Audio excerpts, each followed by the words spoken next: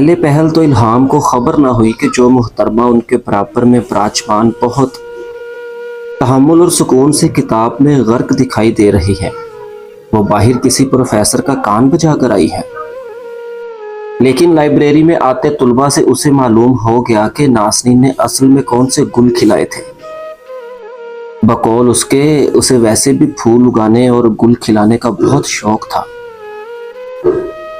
اس نے اگلے ہی پل اسے کلائی سے تھاما اور پھر لوگوں سے بچتی بچاتی بیسمنٹ کا دروازہ کھول کر اسے زینوں تک لے آئی، پھر آنکھیں پوری کھول کر اسے دیکھا۔ تمہارا دماغ درست ہے؟ تم نے پروفیسر فصیح کو، او مائی گاڈ، تم نے انہیں 3 تھپڑ مارے۔ ناسنین، شکر کرو کہ وہ ابھی تک زندہ ہے، ویسے میرا کوئی ارادہ نہیں تھا اسے زندہ رکھنے کا۔ وہ اب بیزار ہونے لگی تھی، سب اسے غلط کہہ رہے تھے، سب اس کی مذمت کر رہے تھے، بجائے اس کا ساتھ دینے کے سب اسے اس کے عمل پر ملامت کر رہے تھے۔ دنیا تو 18 سال بعد بھی ویسی ہی تھی جیسی 18 سال پہلے۔ تم پاگل ہو کیا؟ تمہاری جاب جا سکتی ہے، بہت مسائل کھڑے ہو سکتے ہیں نازنین، اور تمہیں ابھی اندازہ نہیں ہے کہ وہ کتنے بارسوخ اور خطرناک ثابت ہو سکتے ہیں تمہارے لیے۔ مجھے کوئی پرواہ نہیں۔ اور الہام نے اپنا سر پکڑ لیا تھا، پھر ناک پر جمی چاند نما اینک کے پار سے اس کی جانب فکر مندی سے دیکھا۔ وہ لڑکی کہاں ہے جس کے ساتھ انہوں نے ایسے کیا؟ اس نے بمشکل اپنے چھوٹتے اعصاب پر قابو پا کر اب کے ذرا سمجھدار سا سوال کیا تھا، لیکن ناسنین کے جواب پر اس کا رہا سہا اطمینان بھی بھگ سے اڑ گیا تھا۔ وہ بھاگ چکی ہے۔ کیا؟ الہام نے اتنی زور سے کہا کہ اسے اپنے کان پر ہاتھ رکھنا پڑا۔ وہ اب ایک ہاتھ سر پر رکھے اور دوسرا کمر پر ٹکائے بالکل سر جھاڑ منہ پھاڑ کھڑی لگ رہی تھی۔ نازنین کو اسے ایسے دیکھ کر ہنسی آئی تھی۔ ہمارے پاس جب وکٹم کی گواہی ہی نہیں ہوگی تو ہم کیسے اپنا آپ سچ ثابت کر سکیں گے نازنین؟ تمہیں اس مسئلے میں اپنا آپ انوالو نہیں کرنا چاہیے تھا۔ یہ تمہارا مسئلہ نہیں تھا۔ تمہاری زندگی میں اپنے مسائل کی کمی نہیں ہے کہ تم دوسروں کے مسائل کا بارے گراں بھی اپنے سر پر یوں مسلط کرتی پھرو۔ الہام کو اس پر غصہ ہی آ گیا تھا۔ نازنین نے گہرا سانس لے کر سکون سے اپنی اکلوتی دوست کی جانب دیکھا تھا۔ یہ محض اس کا مسئلہ نہیں تھا الہام، یہ میرا مسئلہ تھا، یہ تمہارا مسئلہ تھا، یہ اس ادارے میں زیر تعلیم ہر لڑکی ہر لڑکے کا مسئلہ ہے، یہ اس شہر میں رہتی، اس ملک میں پلتی، اس دنیا میں زندہ رہتی ہر عورت کا مسئلہ ہے۔ یہ گھر کا نہیں، یہ ایک پوری قوم کا مسئلہ ہے۔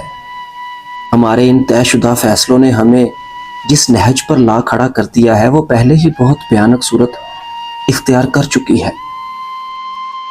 اسے مزید تباہ کن صورت کی جانب مت دھکیلو۔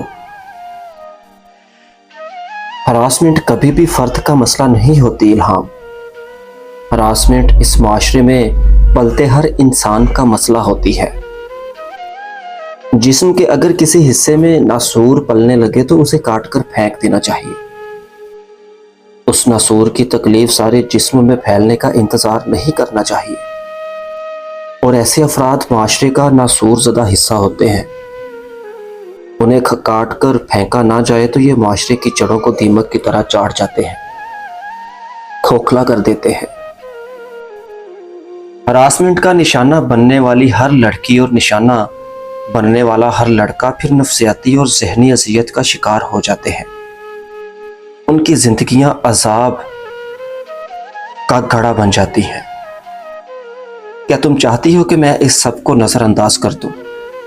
کیا تم چاہتی ہو کہ جو میرے ساتھ ہو چکا وہ میں کسی اور کے ساتھ ہوتا دیکھ کر آنکھیں بند کر لوں؟ جو لوگوں نے میرے ساتھ کیا میں بھی ویسا ہی سلوک برتوں؟ پھر فرق کہاں ہوگا؟ فرق کی لکیر کو کون قائم رکھے گا؟ کیا دیکھنے والا اور اندھا برابر ہو سکتا ہے؟ کیا مردہ اور زندہ برابری کی سطح پر آ سکتے ہیں؟ ناسنین کا سانس بری طرح پھول گیا تھا۔ حلق میں بہت سے کانٹے آ گئے تھے، سانس چڑھ گیا تھا۔ وہ دوسروں کے لیے بولتے ہوئے نہیں تھکتی تھی، وہ اپنے بارے میں بولتے ہوئے تھکن کا شکار ہو جایا کرتی تھی۔ الہام چند پل اس کی باتوں پر گنگ سی کھڑی رہ گئی اور پھر ناسنین نے مزید کچھ نہیں کہا۔ وہ اپنا تمتماتا چہرہ لیے اوپر کی جانب بڑھ گئی تھی۔ سنہری تتلی کہیں پس منظر میں پھڑپھڑائی تھی، اس کی گردن پر جلن سوار ہونے لگی تھی۔ اس نے بے ساختہ ہی اس سلگتی گردن پر ہاتھ پھیرا تھا۔ ظلم ساتھ رہتا ہے اور ظلم کو صرف حق کی آواز ختم کر سکتی ہے۔ اس نے بھی دانت جمائے اور پھر گردن اٹھائی۔ وہ گردن اٹھا سکتی تھی، وہ شانزے نہیں تھی، وہ ناسنین تھی۔ وہ دبے قدموں کنٹرول روم سے سی سی ٹی وی فوٹیج کی ایک کاپی اپنے ساتھ یو ایس بی میں لیے واپس آ گیا تھا۔ اتنا تو حرم کو یقین ہو چلا تھا کہ وہ لڑکی کسی 3rd گریڈ کی بچی نہیں تھی۔ وہ اپنا آپ سنبھالنا جانتی تھی، بس اسے اس کی ایک بات پسند نہیں آئی تھی۔ وہ دوسروں کے مسائل میں خود کو الجھا لیا کرتی تھی، جو کہ بلا شبہ کوئی اچھی عادت نہیں تھی۔ اگر آپ نے پرسکون رہنا ہے اور ایک قابل قدر زندگی بسر کرنی ہے تو اپنے کام سے کام رکھنا ہوگا۔ جو ہی آپ دوسروں کے مسائل حل کرنے کے لیے انہیں آسانیاں فراہم کریں گے تو آپ کی اپنی زندگی عذاب بن جائے گی، اور اسے ایسے کسی عذاب کو بلا وجہ اپنے سر لینے کا کوئی شوق نہیں تھا۔ اس نے گھر کے اندر قدم رکھا تو قریباً دوپہر سر پر چڑھی ہوئی محسوس ہونے لگی تھی۔ اس نے آس پاس چہرہ گھما کر دیکھا اور پھر اسے لاؤنج ہی میں روہیلا نظر آ گئی تھی۔ حرم پاس چلا آیا، پھر لاپرواہی سے ان کے عین سامنے ٹانگیں چڑھا کر سینٹرل ٹیبل پر رکھی اور آرام دہ سا ہو کر بیٹھا۔ وہ اپنے موبائل کی اسکرین پر انگلی پھیر رہی تھی۔ اس کی موجودگی پر ایک پل کو نگاہ اٹھائی۔ کہاں تھے صبح سے؟ ڈیڈ کے آفس گیا تھا۔ انہوں نے اب کے ناک پر جمع چشمہ 2 انگلیوں سے نیچے کیا تھا، پھر جانچتی نگاہوں سے اسے دیکھا۔ کل رات کو ثانیہ کہاں گئی تھی؟ اپنی دوست کے گھر۔ حرم نے سہولت سے جھوٹ بولا۔ روہیلا نے اب کے موبائل ایک جانب رکھ دیا تھا، پھر چشمہ اتار کر ہاتھ میں پکڑا۔ ان کی آنکھوں میں اترتی سختی پر وہ سیدھا ہو بیٹھا تھا۔ تم اب مجھ سے جھوٹ بولو گے؟ میں آپ سے جھوٹ کیوں بولوں گا موم؟ وہ اپنی دوست کے گھر گئی تھی۔ آپ کیا سننا چاہتی ہیں اس کے علاوہ؟ بھوری آنکھوں میں سکون ہی سکون تھا۔ جانے وہ اتنا پرسکون کیسے رہ لیتا تھا؟ روہیلا کو اس کے آرام دہ سے جواب نے تیش دلایا تھا۔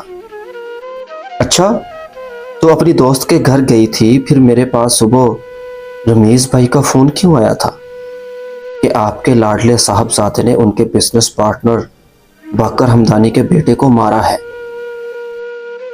اور وہ اگلے ہی پل بھگ سے اڑا تھا، پھر سر کھجایا۔ وہ نشے میں تھا تو تم اسے ہوش میں لا رہے تھے؟